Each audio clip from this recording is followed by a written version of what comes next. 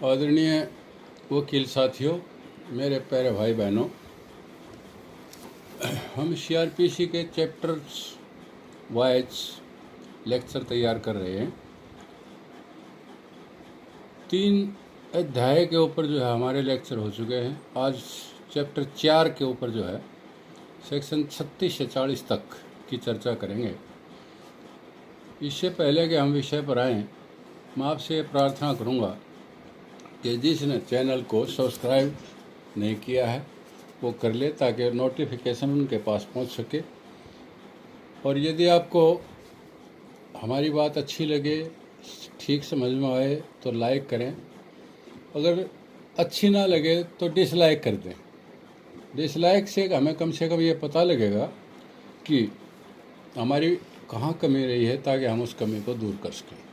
तो मेरी आपसे पुनः प्रार्थना है कि आप लाइक भी करें, सब्सक्राइब भी करें। और अब हम विषय के ऊपर आते हैं। Powers of superior officers of the police.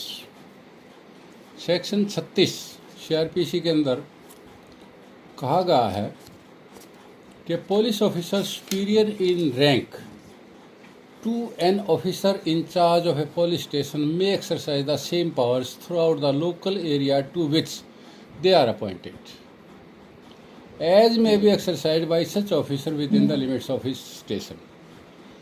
थाने के अंदर जो है हर थाने का एक थाना प्रभारी होता है, जिसे एसएचओ के नाम से जाना जाता है।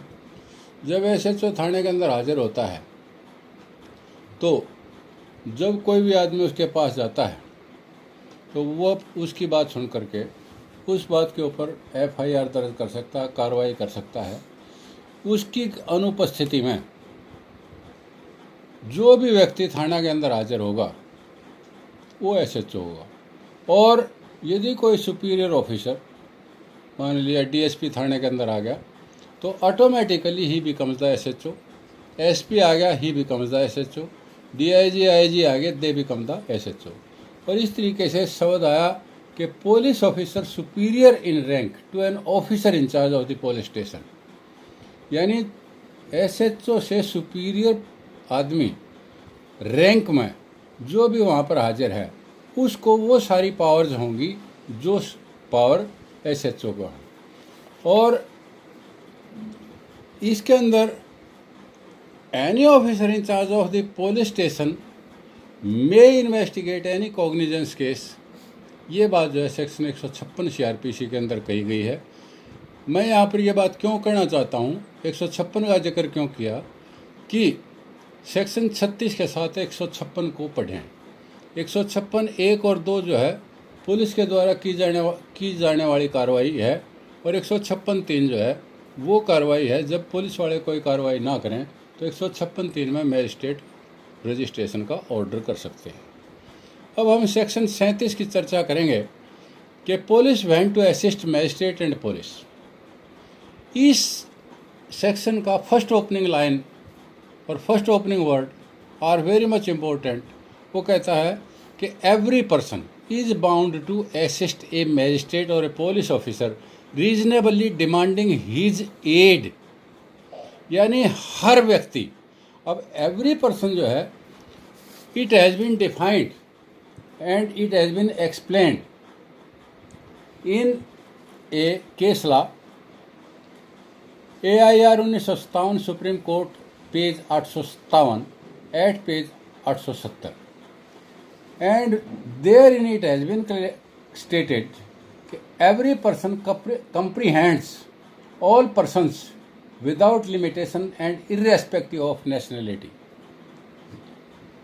राष्ट्रीयता की भी बात नहीं करनी है, किसी लिमिटेशन की भी बात नहीं करनी है, और एवरी पर्सन से तात्पर्य है कि हर व्यक्ति जो बिना लिमिटेशन के, बिना प्रतिबंध के, यानी हर आदमी जिस पर कोई इफ और बट नहीं लगाया जा सकता, वो कहता है every person is bound to assist a magistrate और police officer reasonably demanding his aid. जब पुलिस ऑफिसर या मैजिस्ट्रेट ने रीजनेबल डिमांड की मदद करने की, तो हर नागरिक जो है उसकी मदद करने के लिए बाध्य है। किन सूरत में? 3 सूरतों में। A, in the taking or preventing the escape of any other person whom such magistrate or police officer is authorised to arrest. Magistrate या पुलिस वाला जिसको अरेस्ट करने के लिए बाध्य था और उसको बचाने में यदि कोई आदमी मदद करता है तो उसको वो मदद करने के बजाय उसको पुलिस की मदद करने के लिए बाध्य है, ना कि एक्यूज की मदद करने के लिए। और जब वो पुलिस कहती है कि इसको अरेस्ट पकड़ो, तो उस कर्मचारी अधिकारी की बात को मानते हुए उस नागरिक ने उसको पकड़ना है। दूसरा है in the prevention of suppression of breach of peace. जब आपको पता लग जाए कि वहाँ पर आदमी इकट्ठे होकर के शांति भंग करने वाले हैं, उसमें आपने मदद करनी है पुलिस की कि वहाँ पर शांति भंग ना हो। In the prevention of any injury attempted to be committed to any railway, canal, telegraph, public property. Public property है या टेलीग्राफ डिपार्टमेंट है, रेलवे डिपार्टमेंट है, नर डिपार्टमेंट है। जब कोई व्यक्ति इन संपत्तियों को नुकसान करने की चिंता कर रहा है या इनको नुकसान पहुंचा रहा है, तो उसको रोकने के लिए इस पुलिस की मदद करना उस नागरिक का कर्तव्य है और पुलिस की मदद करनी है, मैजिस्ट्रेट की मदद करनी है। और ना करने पर पुलिस आपसे मदद मांग रही है, आप उसकी मदद नहीं करते, तो इस पर आपके खिलाफ सेक्शन 187 आईपीसी की कार्रवाई हो सकती है। अब 187 आईपीसी की तरफ थोड़ी सी तवज्जो देंगे तो 187 आईपीसी क्या कहता है और 187 आईपीसी का केस आपके खिलाफ दर्ज हो सकता है। आपने देखा होगा कि जब कभी अदालत के अंदर बयान देने के लिए पुलिस वाला आता है तो उससे वकील सवाल पूछते हैं कि आपने कितने आदमियों को ऐसा देखा कि आपके सामने जुर्म किया। वो कहता है एक भी नहीं। अगर एक भी नहीं तो आपने क्या उस आदमी को पुलिस की मदद करने के लिए या तफ्तीश को ज्वाइन करने के लिए कहा? वो कहेगा कहा, लेकिन उन्होंने अपनी असमर्थता जाहिर की। असमर्थता जाहिर करने की सूरत में क्या आपने उस पर 187 का केस दर्ज किया?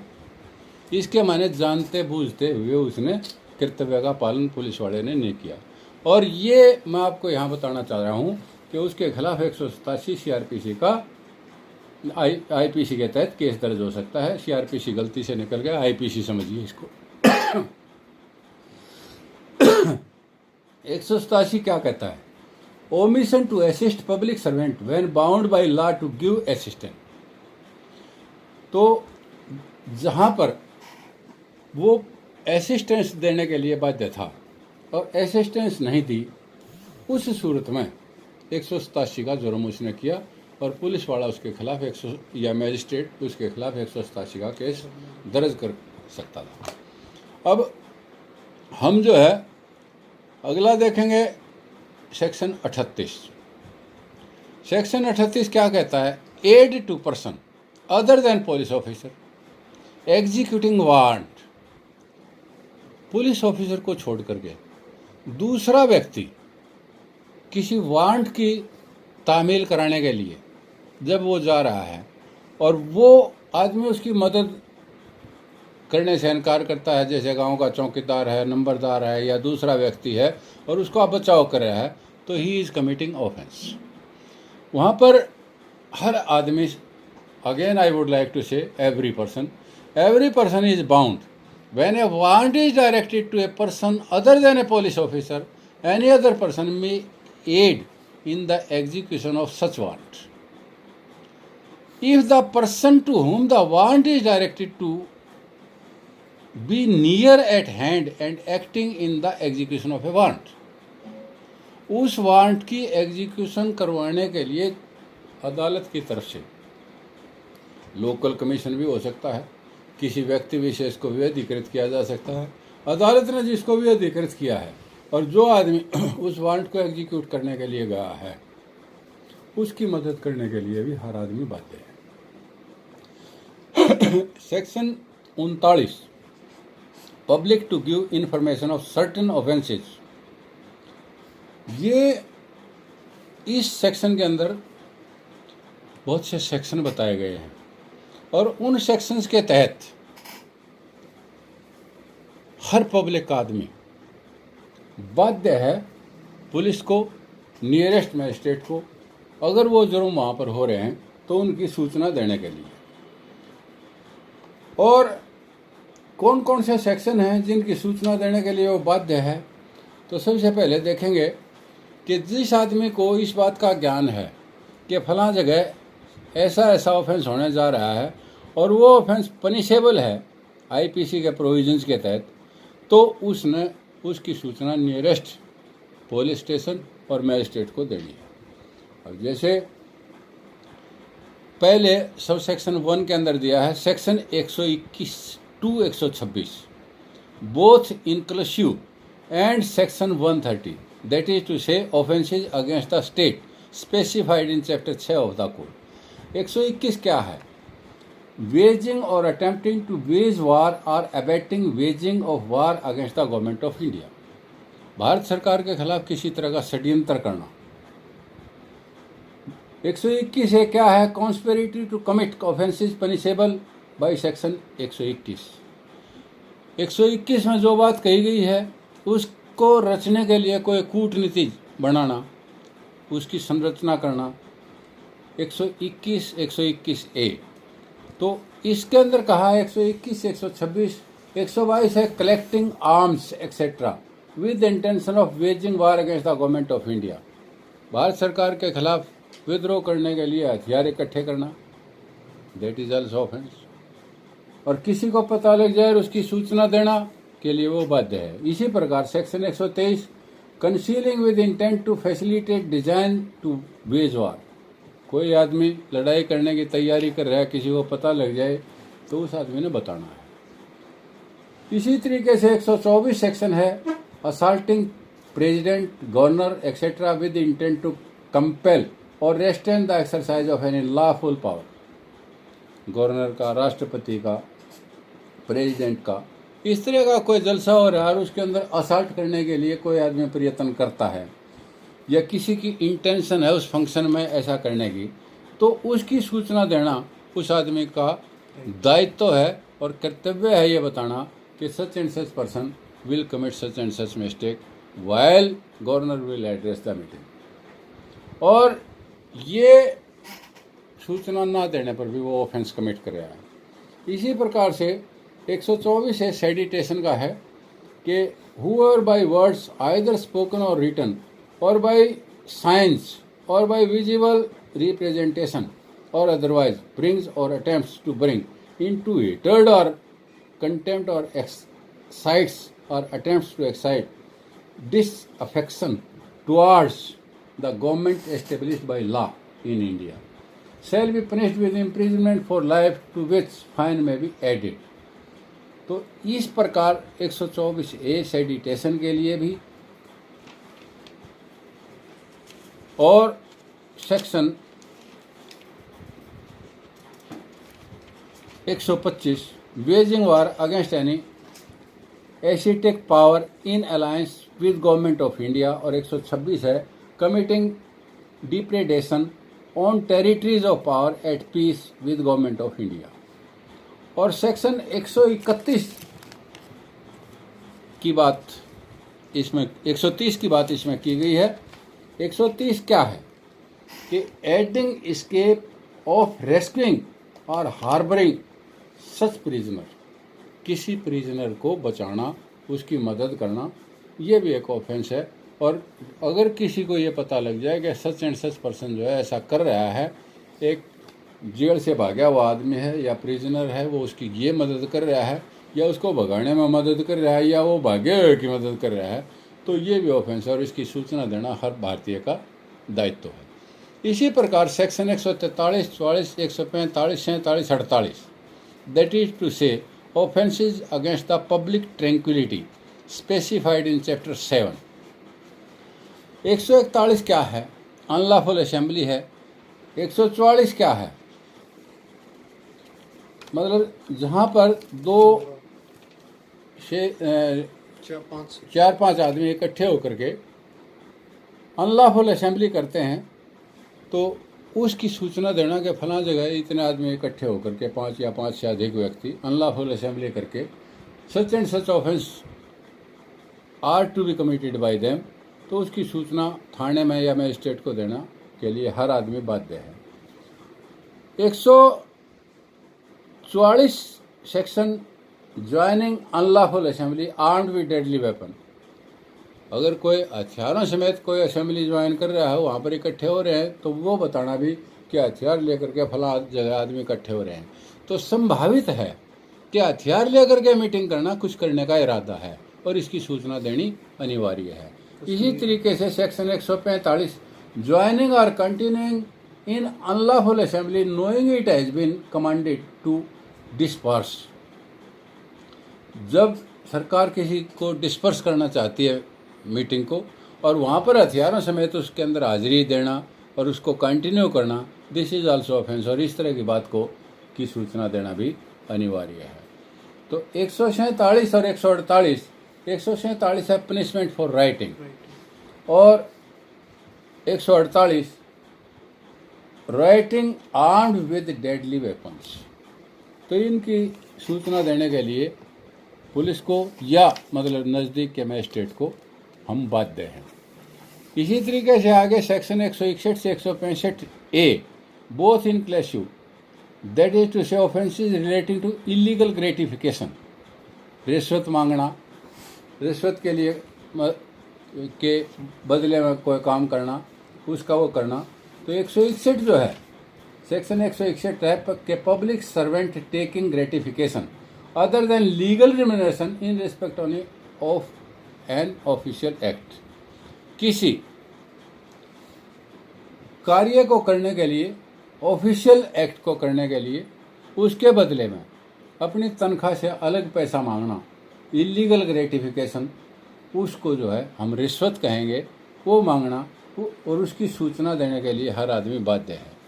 Taking gratification in order by corrupt और इलीगल मीन्स और इन्फ्लुएंस पब्लिक सर्वेंट, किसी पब्लिक सर्वेंट को प्रभावित करने के लिए या कोई काम के बदले गलत तरीके से पैसा लेना, इसकी सूचना देना।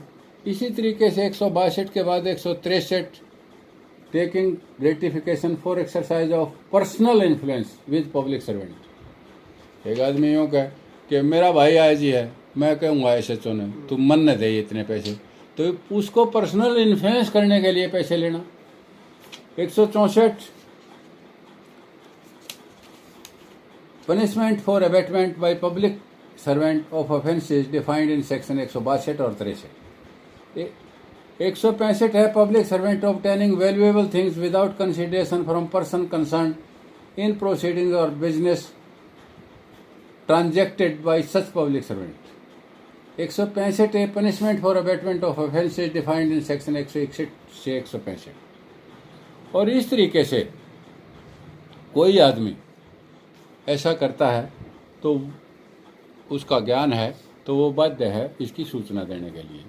इसके बाद सेक्शन 272 से 278 these are the offences relating to adulteration of food and drugs, यानी किसी खाद्य पदार्थ के अंदर किसी तरह का मिलावट करना, ड्रग के अंदर मिलावट करना।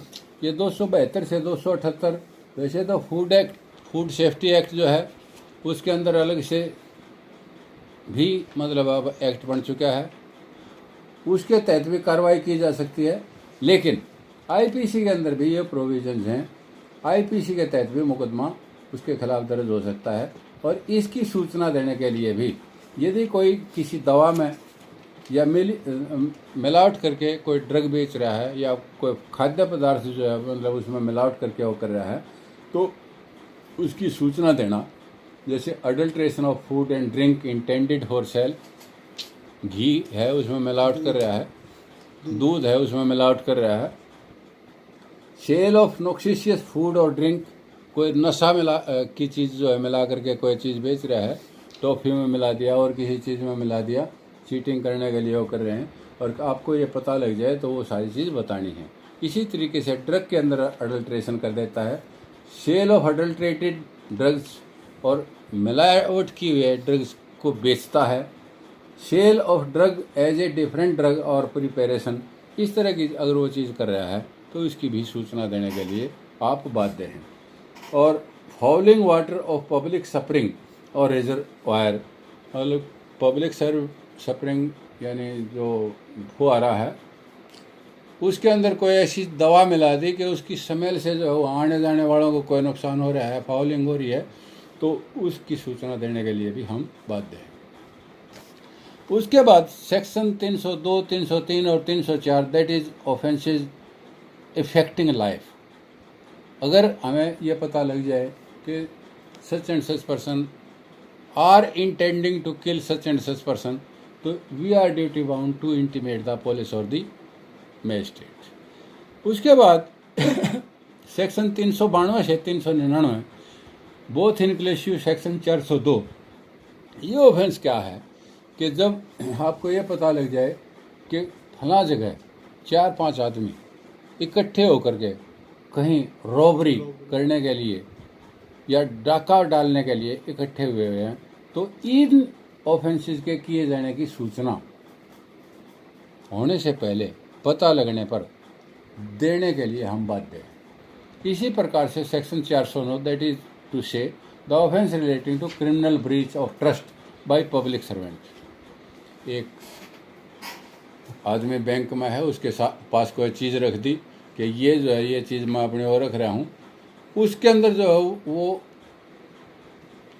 विश्वासघात करता है, ब्रीच ऑफ ट्रस्ट करता है, अपने कब्जे में उसको प्रयोग कर रहा है, तो इस और पता लग जाए कि फला आदमी जो है बैंक की संपत्ति को अपने खुद के यूज़ में ले रहा है, जबकि वहाँ पर वो कंजाइन की गई थी या किसी उसकी थी, या दूसरी बहुत सी ऐसी चीज़ें हैं जो हम किसी के पास रखते हैं, तो ब्रीच ऑफ ट्रस्ट की बात जहाँ है that should be intimated to the police और द मैजिस्ट्रेट। सेक्शन 431 से 439 है offences of mischief against the property.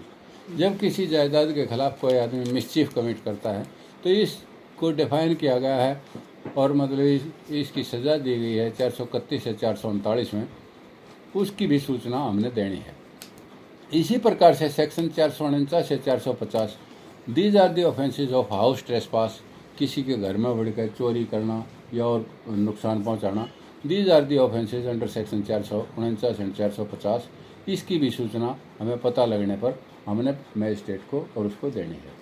इससे अगला सेक्शन है लर्किंग हाउस ट्रेसपास 456 से 460 तक। अगर हमें पता लग जाए कि फला जगह ऐसा होने वाला है, पाड़ लगना है हाउस के अंदर, तो उसकी सूचना भी हमने थाने में या मैजिस्ट्रेट को देनी है।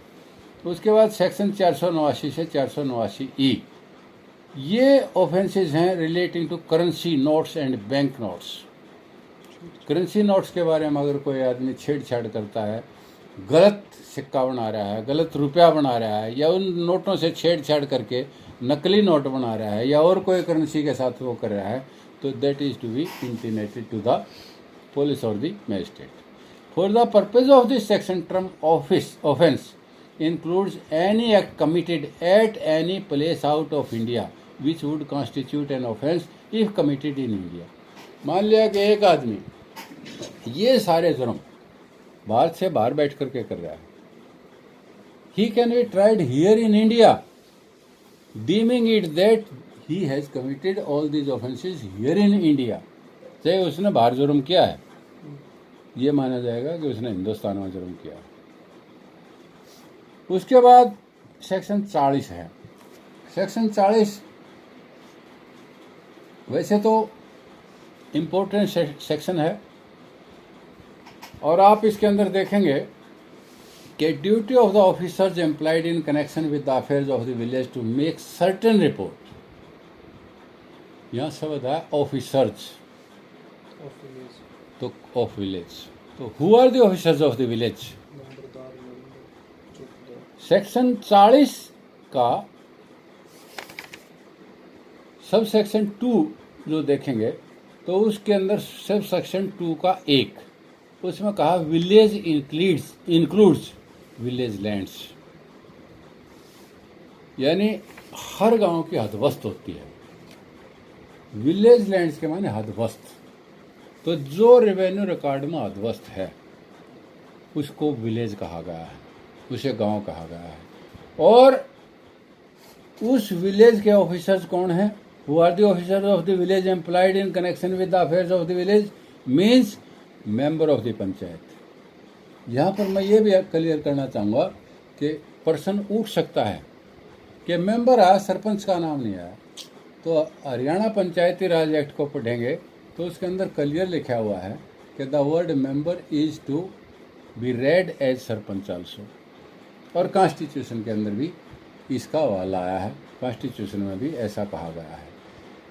And includes the headman of every officer और other person appointed to perform any function connected with the administration of the village. Headman से तात्पर्य है lambardar of the village. And every officer, जैसे पटवारी है, गांव में मर्डर हो गया तो आपने देखा होगा कि कत्ल के केस के अंदर पटवारी नक्शा तैयार करता है। दिस इज द असिस्टेंस जो सेक्शन 40 के तहत जो है उसने देनी है। नंबरदार है, वहाँ के दूसरे मतलब चौकीदार है, उसने सूचना देनी अगर कोई बात होगी तो पटवारी है, और दूसरे जो भी गांव में कार्यरत हैं पब्लिक ऑफिसर्स, पब्लिक सर्वेंट, जो सेक्शन 21 में की डेफिनेशन आईपीसी में भी फाल करते हैं, वो सारे के सारे इन सूचनाओं को देने के लिए बाध्य हैं। अब दूसरा आप देखेंगे कि सेक्शन 40 क्या कहता है। Every officer employed in connection with the affairs of the village, गांव के से संबंधित किसी भी कार्य में संलिप्त यानी किसी भी कार्य को करने के लिए बाध्य। Every officer and every person residing in the village, यहाँ पर ऑफिसर के साथ एवरी पर्सन भी कह दिया। Residing in the village shall forthwith communicate to the nearest magistrate or the officer in charge of the nearest police station, whichever is nearer, any information which he may process respecting। जो भी नज़दीकी थाना है या नज़दीकी magistrate है, हर गांव का निवासी और हर गांव का ऑफिसर इन सूचनाओं को देने के लिए बाध्य है। The permanent or temporary residence of any notorious receiver or vendor of stolen property in or near such village. B. The resort to any place within or the passage through such village of any person whom he knows or reasonably suspects to be a thug, robber, escaped, convict or proclaimed officer. इसने ये कहा कि किसी भी receiver का पता, temporary या permanent, जैसे एक कोर्ट ने रिसीवर अपॉइंट कर दिया कि इस प्रॉपर्टी की तू देखभाल करेगा, तू बेचेगा, तू ठेका भेजेगा, तू उसकी उपज का हिसाब किताब रखेगा, और कोई उसका पता पूछता है तो उसका पता देने के लिए, पता बताने के लिए, चाहे वो टेम्परेरी पता है चाहे परमानेंट है, हर आदमी बाध्य है। इसी प्रकार से चोरी ठगी करने वाले लोग जो या कन्विक्ट हैं, जो या प्रोक्लेम्ड ऑफेंडर हैं, अब यहाँ पर शब्द आया प्रोक्लेम्ड ऑफेंडर। प्रोक्लेम्ड ऑफेंडर जो है, आप लोगों के सामने पहले शब्द आया नहीं है, हम इनको यहाँ भी पढ़ सकते हैं और मतलब रेलेवेंट टाइम पर भी पढ़ सकते हैं।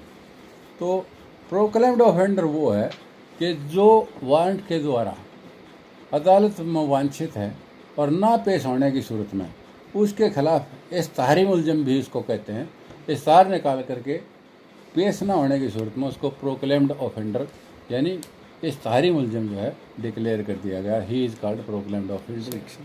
सेक्शन 82 से 86 तक जो है ये कार्रवाई होती है सीआरपीसी।